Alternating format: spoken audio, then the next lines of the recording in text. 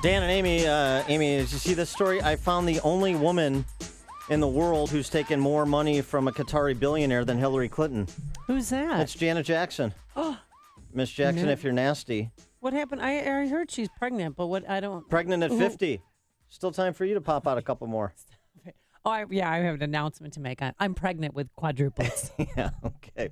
Just thought I'd let you know. That's Janet the weight Jackson, gain. Miss Jackson, if you're nasty. Qatari billionaire Wasim Almana from heaven for her. It doesn't sound like it's a Catholic name. She married him in 2012, and she was spotted by the Mirror shopping with him in London in full Islamic garb. It's believed that she converted to Islam, did Janet Jackson.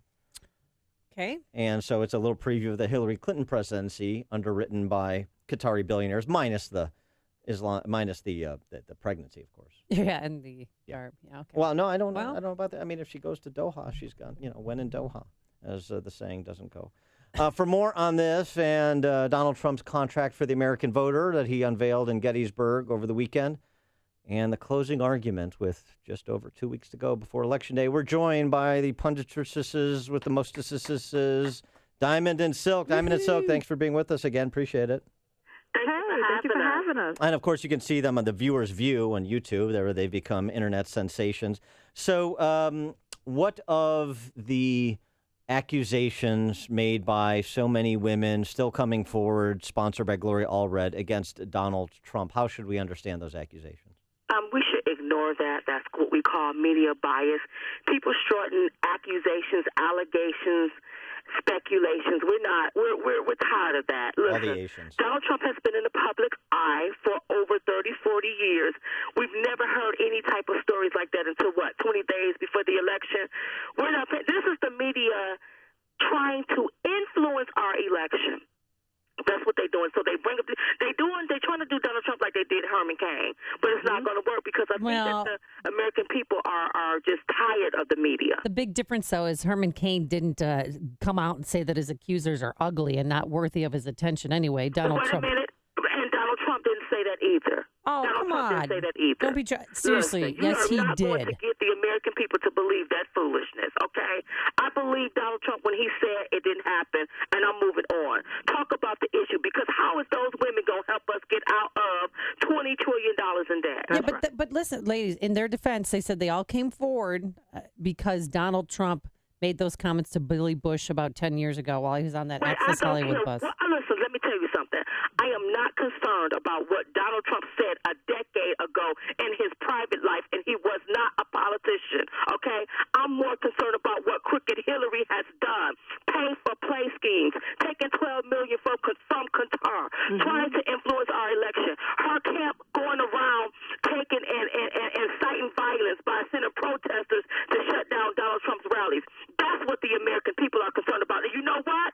She needs to go to jail for that. She needs to be held accountable. All right. Now we're getting into it. All right. So Donald Trump's speech over the weekend at Gettysburg lays out the contract for the American voter, as he termed it, a bunch of reforms that are directly relate to his phraseology to drain the swamp in D.C., term limits and lobbying reform and so forth. What was your takeaway? What was the most important thing he said over the weekend at Gettysburg? Well, the most important thing that he said, basically to sum it up, it looked like he's going to be working for the American people, and he's going to go to Washington and clean house. That's right. And that's what we love. We are tired of these career politicians working for their own greed and not the need of people. They sit up there year after year after year, and they do nothing for the American people. So to sum up his whole speech, he's about to go and clean house. Somebody's gravy train is about to end, and in come the Trump train, baby. That's right. Did you? Well, I just wanted to acknowledge Silk. Silk, yeah, I know. Yeah, I like Silk. Silk, you're coming out. You're developing your own voice. And I have to tell you, my aunt is a Trump delegate. She was, and she met you ladies in Nevada for the women's luncheon that you held. Hello? Okay, so did she come to one of the events in Nevada? Is that what you're saying? Yeah, she took selfies with. She loves you guys.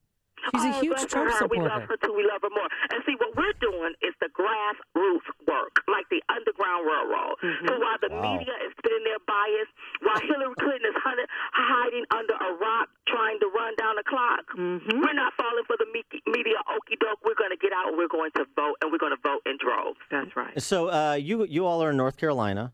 That's your home base of operations. And I wonder, that's a swing state, and it's a state that Trump has to win. What's your sense of what's happening in your home state of North Carolina? I think that Donald Trump is going to win North Carolina, unlike Hillary Clinton. And you know what? She committed a violation yesterday when she even visited a poll yesterday campaigning, because you're not supposed to do that. So she broke the law. I hope they call her out on that. So I believe that he's going to win North Carolina. He's going to win the swing states that he needs, and he's going to be the 45th president of the United States. And what are your plans for the final 2 weeks? Are you continuing, like Amy was mentioning, the event that you hosted or co-hosted in Las Vegas? Are you continuing to do events for the Trump campaign?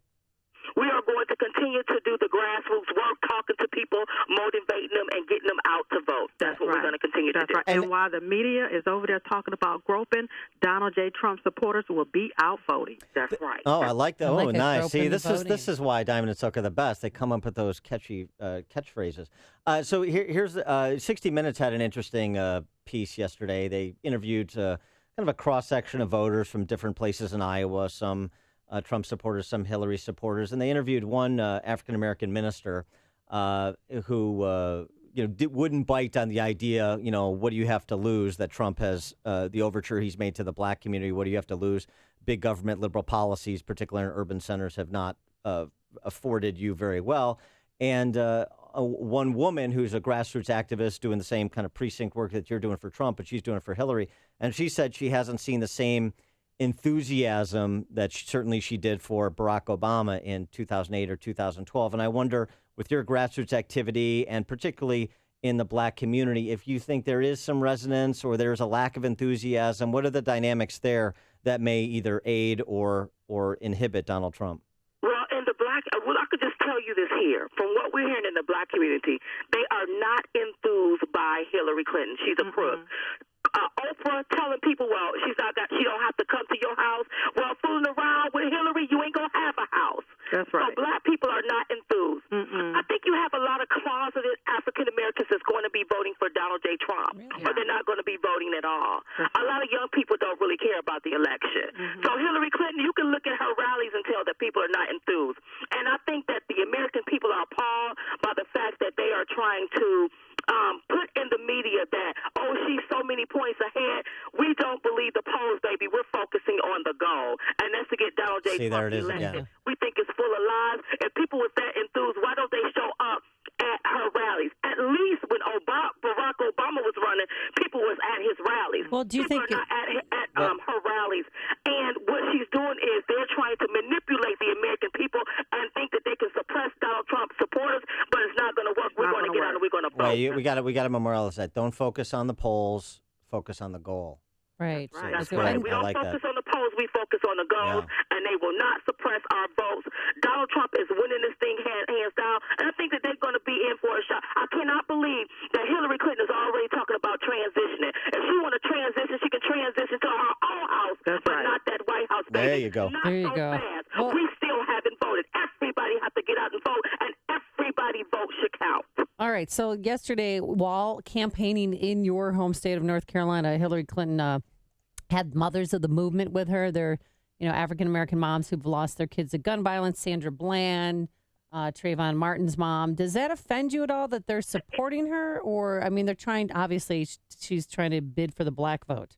It offends me because she's exploiting and using those women to get to the black vote. That's right. It's so sad that she has to stoop so low. How low can she go? She's a low blow. Yeah. To stoop that low to do that. And if you look at the emails that WikiLeaks leaked, that's in their playbook to do little stuff like that. That's to turn out the black vote. That's what we call pandering. She's not going to do nothing about that, about those people issues, those black women issues with their sons. Because where was she at when this stuff was happening? That's right. Hillary Clinton is a pandering liar. She is a liar. She is a crook. And anybody that votes for her, you are an accomplice to her crime.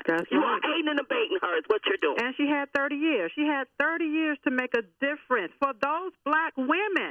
And their sons. I fought the black women for being stupid enough to believe her that she's going to do something different for another 4 years. She's not. She's going to do the same thing. All those people got killed in Chicago. Obama didn't do nothing. Hillary Clinton ain't going to do nothing.